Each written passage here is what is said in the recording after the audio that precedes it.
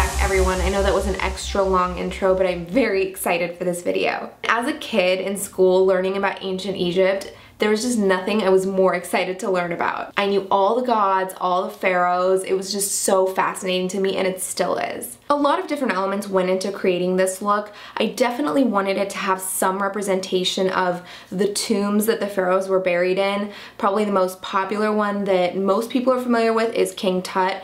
You know, it's all gold, you've got that rich blue, the black. And of course, Cleopatra was one of the most notorious pharaohs, or actually I don't know if she was technically considered a pharaoh, she came toward the end of the pharaohs, but I digress. And also, if you guys know my friend Alex, his channel is Alex Faction, he did an Anubis makeup tutorial not too long ago, and when I saw that, I was so inspired, so a little bit of that went into this look too. Speaking of Alex, he's doing 31 days of Halloween tutorials. You guys definitely check out his channel. He does incredible Halloween tutorials. So anyway, I talked too much. Let's do this.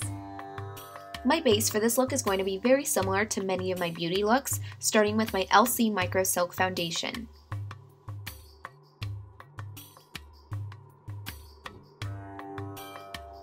For this look, I'm going to add an exaggerated contour with my Motives Sculpt Series contour palette, adding a little more than usual because I really want a chiseled, dramatic look.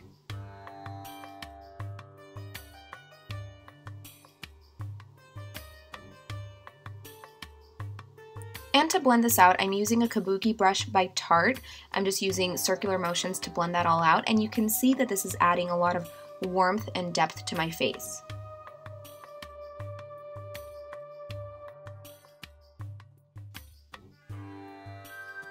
Next up, I'm applying my concealer to the center of my face just to add more contrast against that contour.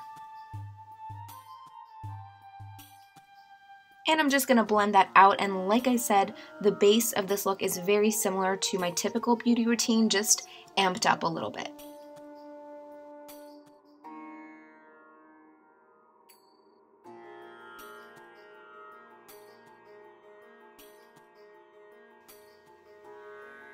To set the makeup, I'm using my Urban Decay HD powder.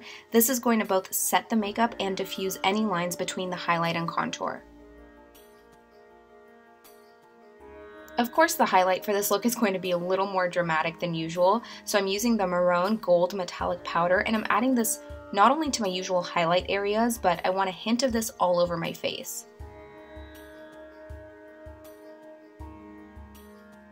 So my base is done, I'm ready to move on to the eyes. First, I'm applying a light opaque eyeshadow base all the way from the inner corners up to the brow bone. And for the shadows, there was no one eyeshadow palette that had everything I needed for this look, so I used Makeup Geek individual eyeshadows, starting with Beaches and Cream. And this is going to go into my crease from the inner corner to the outer corner. Next, I'm using a slightly darker neutral color. It's called Creme Brûlée, and this is yet another transition color, and I'm applying this in the same spot. Since I'm doing a cut crease type look, I really want to make sure the shadows blend nicely, so this is a necessary step.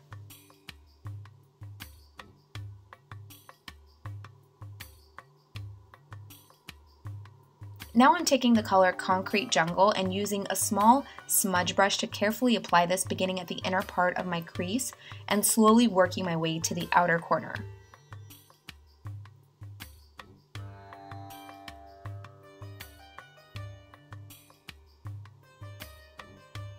I'm just kind of following the natural hollow area of my brow bone, and once I get to the outer corner, I'm just going to create a soft wing. And using a clean, fluffy brush, I'm just going to give this a nice blend.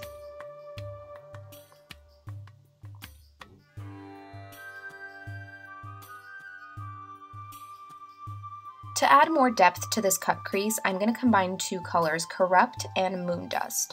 I'm basically adding this to the same spots, just intensifying the cut crease and creating more of an ombre look. So with this darker color, I'm covering a little bit less area than the last color.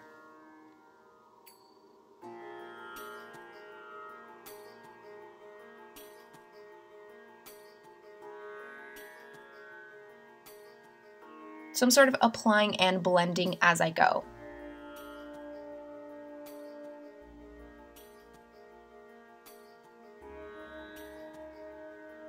Finally, using an angled liner brush, I'm going to take just the color Corrupt, that's a black eyeshadow, and define the outer edge of this cut crease, making sure to create a nice precise wing.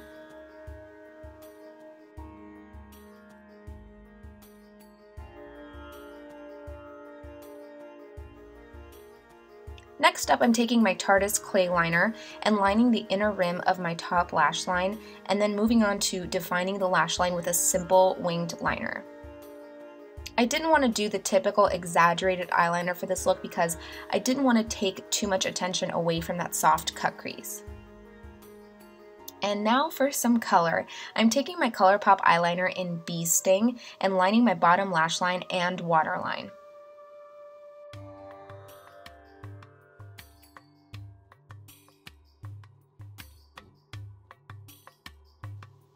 Using a clean blending brush, I'm going to diffuse the liner and just drag it down a little bit.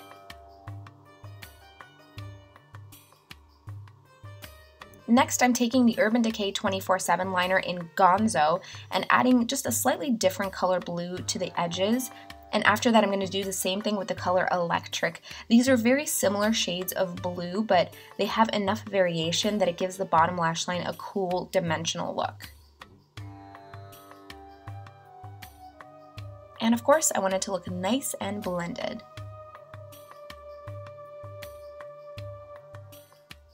As for the mascara, I'm only applying to the top lash line because I want the bottom to stay totally blue.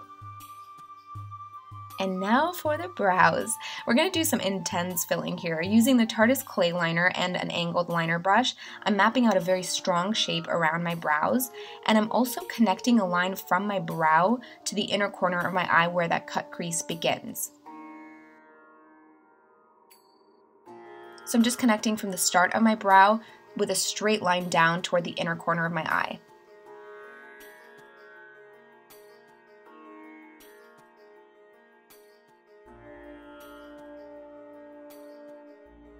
Next, I'm going to fill in my brows, but for some reason I didn't record the part where I blended the brow liner at the inner corners of my eyes, but all I did was use the brown and black shadows that I used on my lids to create a smoky look around that line, just adding depth and darkness to the inner corners of my eyes. And now going back to that Mehron powder, I'm going to apply this to my top lip only, but I later decided that this wasn't quite intense enough, so this is just going to be my base for now.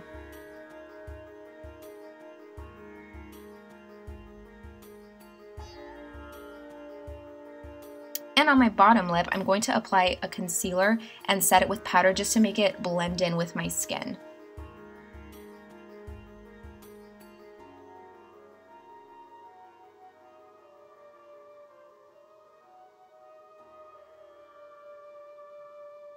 Using the same liner and angled liner brush, I'm creating a little rectangle at the center of my lip and filling it in.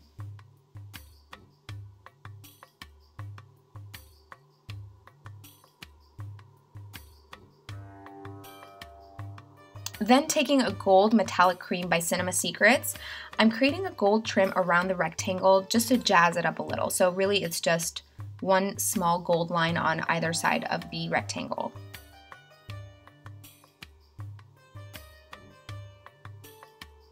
And now for an extra opulent gold, I'm actually going to apply gold leaf to my top lip.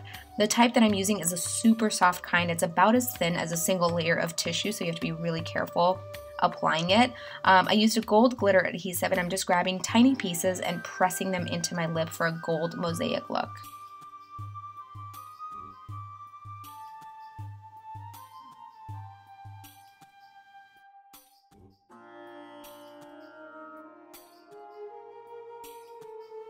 Just try not to smile too big when you have this stuff on. And to finish off this look, I'm going to go back to add a little more of that gold powder to my face.